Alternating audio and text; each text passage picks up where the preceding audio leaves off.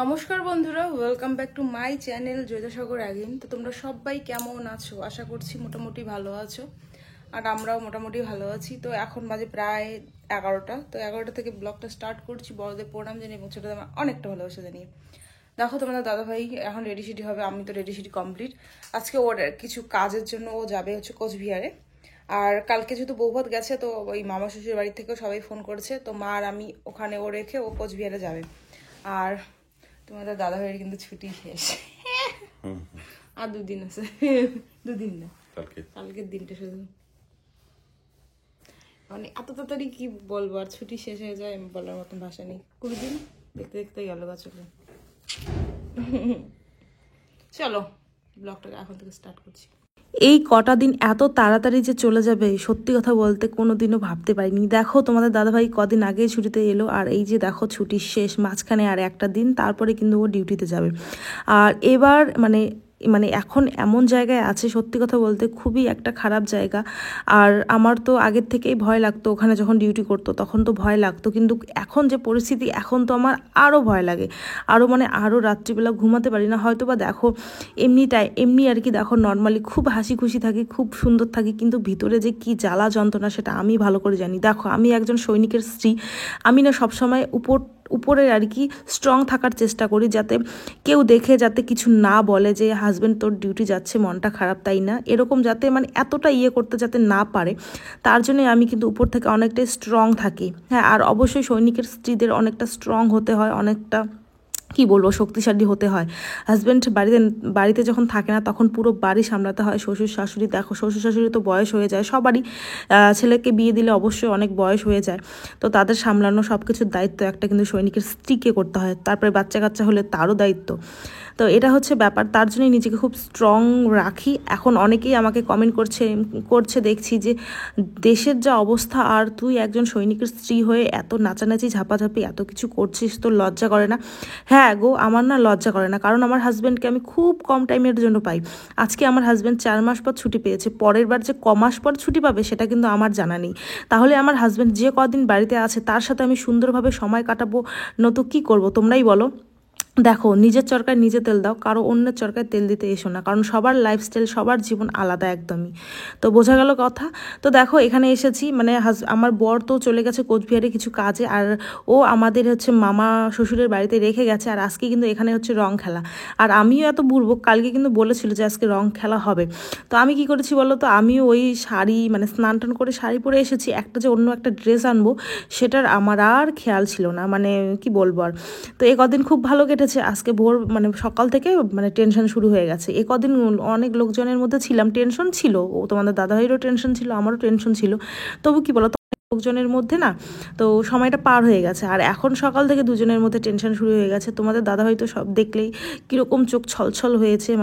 ওর যে কোচবিহারে যাবে কাজে, যদি কাজটা না থাকতো ও আমাকে রেখে কোনো দিনও যেত না, আর অন্যরকম কাজ হলে ও সত্যিকারে আমাকে নিয়ে যেত। আমার হাজব্যান্ড কিন্তু ধরো বাড়িতে আসলে যদি বাজারেও যায় না, ধরো দিনের বেলা যখন সবজি বাজার করতে যায় আর কি, তখন নিয়ে যায়, কিন্তু যায় না, কিন্তু সন্ধ্যার টাইমে যখন যায়, সত্যি কথা বলতে আমাকে কিন্তু নিয়ে যায়। কোনো দিনও ও একা যাবে না, আমাকে নিয়েই যাবে। দেখো আমি কিন্তু বাড়ি চলে এসেছি, কি বলো তো, আমার না একদমই ভালো লাগছিল না। ওখানে সবাই না হাসি মজা করছে, তোমাদের দাদাভাই থাকলে রংটা খেলা ভালো হতো। তো তোমাদের দাদাভাই হচ্ছে গেছে তো জানোই কোথায়, আর আমার না একদম ভাল লাগছিল না, টেনশনে পুরো শরীর ঘাম ছিল, আর মনে হয় যে প্রেশার হাই হচ্ছিল, কিচ্ছু ভালো লাগছিল না। তারপরে আমি কিন্তু মাকে বলি, মা আমি বাড়ি যাব। তারপরে মাকে বললাম যে মা তুমি থাকো, কারণ দেখো আসছি, এখন দুপুরের খাওয়া দাওয়া করে না গেলে ওরাও খারাপ পাবে।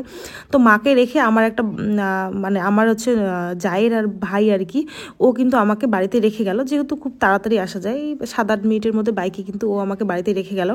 আর এই যে পিঠে মুখে ঠুকে রং দিয়ে দিয়েছে, সেগুলো ওখানে আর আমি মোছামুছি করিনি। তো বাড়ি আসছি, বাড়ি এসে দেখো এই যে এখন আমি এগুলো মুছছি, কারণ আমি বেশি একটা রং খেলিনি, এমনি মন মেজাজ ভালো ছিল না, তার জন্য সবাই আর কি অতটা আমাকে জোর করে রং ঠং দেয়নি। এই যে দেখো তোমাদের দাদাভাই কিন্তু অনেক আগেই এসেছে, আজকে না ভিডিও করার একদমই ইচ্ছে ছিল না। তো আসার পরে যেহেতু ও 4টা 4:30টায় আসছে, ওর না আমার আজকে বাবার বাড়ির পুরানা বাড়িতে আর কি, যেখানে আমার কাকুর যে বাড়িতে আমার কাকুর শ্রাদ্ধ হয়েছে, দেখবে তার পাশে আরেকটা চক, আমার এই পাশে হচ্ছে মানে আমাদের চক ছিল, আর আমাদের ওই পাশে হচ্ছে আমার হচ্ছে ঠাকুরদাদার ভাইয়ের চক ছিল। তো একই বাড়িতে কিন্তু এখনও আছে, মাঝখানে খালি একটা ঘর তোলা আছে, কিন্তু রাস্তা আছে। তো আজকে ওই বাড়িতে হচ্ছে তোমাদের দাদাভাইয়ের খাওয়া দাওয়া ছিল।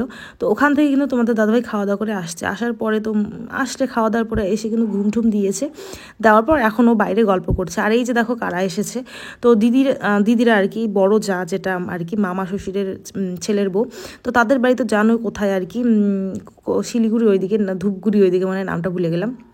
তো সেখানে ওরা কালকে চলে যাবে। তো তার জন্যই যেহেতু আমার শাশুড়ি হয় পিসি শাশুড়ি, তো আমার শাশুড়ির বাড়ি, তারপরে আমার মাসি শ্বশুরির বাড়ি আমার বাড়ির তো পাশেই, মানে একটু গেলেই। তো তাদের বাড়িতে এখন ওরা এসেছে সবার বাড়ি ঘুরতে, কারণ ওরা আসে অনেক দিন পর, মানে কোনো একটা অকেশনে কিন্তু ওরা গ্রামের বাড়িতে আসে।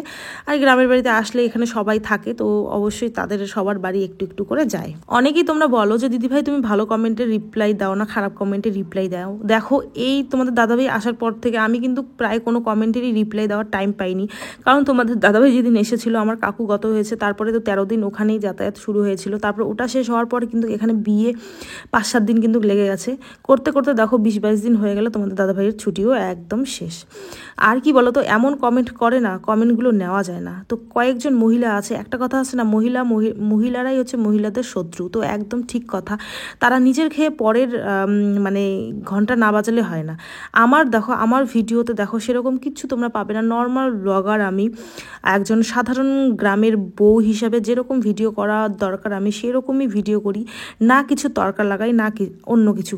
আমি কি বলো তো, আমি না খুবই চঞ্চল টাইপের একটা মেয়ে, হ্যাঁ, তো খুবই চঞ্চল, তার জন্যই আমার মানে ভিডিওগুলো একটু টাইপের হয়, মানে একটু বেশি নাচ গান করি, বেশি হাসি ঠাট্টা করতে পছন্দ করি, তো সেটাই আর কি তোমাদের সাথে শেয়ার করি। এখন এটাই হচ্ছে ওদের জ্বলন।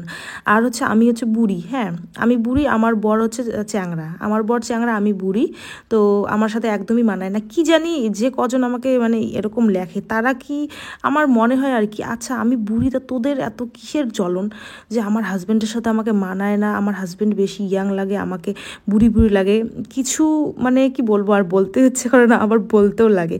কেন তোদের এত জ্বলন কি? আমার হাজব্যান্ডকে কি তোদের পছন্দ হয়েছে নাকি? মানে কি আমাকে বাদ দিয়ে কি এখন তোদের মানে করবে নাকি? মানে কি বলবো, আর এটা কথা না বললেই নয়। দেখো আমি যেরকমই হই না কেন, আমার হাজব্যান্ড আমাকে অনেক ভালোবাসে, আর আমাকে কিন্তু ভালোবেসেই সে বিয়ে করেছে। তোমরাই ভাবো আমি এরকম দেখা মানে দেখতে খারাপ, তবু দেখো আমার বর আমার পিছনে 2-3 বছর ঘুরেছে। আজকে আমাদের কিন্তু রিলেশনের বিয়ের পর কিন্তু 8-9 বছর হতে চললো। মানে আমার এত নাখড়া উঠায় আমার বর, তোমরা ভাবতেও পারবে না। বিয়ের আগে তো মানে কত আমার জন্য কত কিছু করতো, আমাকে এক নজর দেখার জন্য ও যে কতবার পাক পারতো তোমরা ভাবতেও পারবে না, আমার জন্য যে কত কিছু করেছে তোমরা ভাবতেও পারবে না। তাহলে আমি দেখতে খারাপ হয়েও আমি এত ভাগ্যবতী, মানে কি বলবো। আর তোমরা হও না এরকম ভাগ্যবতী যে তোমাদের হাজব্যান্ড সুন্দর, আর তোমরা দেখতে খারাপ হয়েও তোমাদের হাজব্যান্ড তোমাদের রানী করে রেখেছে, বা তোমাদের অনেক অনেক ভালোবাসা দিয়েছে যে কোনো বন্ধুরই দরকার হয় না। তো তোমরাও হও না, তো অন্যের দেখে একদমই জ্বলবে না। আর আমি মনে করি সৎ পথে আমি চলি জন্যেই আমার সাথে খারাপ হয়, অনেক খারাপ হয়, কিন্তু কোথাও না কোথাও একটু ভালোটাও লুকিয়ে থাকে আমার জীবনে। তো যাই হোক আর কি, তো অনেক কিছু তোমাদের সাথে শেয়ার করলাম। আর আজকে না ভিডিও করা সেরকম একদমই ইচ্ছে ছিল না, তবু তোমাদের সাথে যেটুকু ক্লিপ শেয়ার করেছি এটুকুই এখন শেয়ার করছি। আর একটা ভিডিও তারপরেই হচ্ছে মানে যাই হোক আর কি। আর একদিনের পরেই তোমাদের দাদাভাই চলে যাবে, খুবই কষ্ট লাগছে, মনে একদম দুঃখ যন্ত্রণা নিয়ে আছি। আর এই যে দেখো মাগো বলছে কাকিমণি তুমি ভিডিও করছো, আমি বলছি হ্যাঁ। তো ও হচ্ছে মানে খুবই এক্সাইটেডভাবে দেখছে যে আচ্ছা কী হচ্ছে না হচ্ছে। তো চলো, যে শাড়িগুলো পরেছি সেগুলো এখন গোছাচ্ছি, এগুলো এখন রেখে দিব, ধোয়া সব কিছু হয়েছে। কারণ তোমাদের দাদাভাই যাওয়ার পরে না আমার কাজের একদমই এনার্জি থাকে না, তখন মন মরা হয়, কয়েকদিন থাকি। তো চলো আজকের মতন টাটা, আবার নেক্সট ভিডিওতে কিন্তু তোমাদের সাথে দেখা হচ্ছে।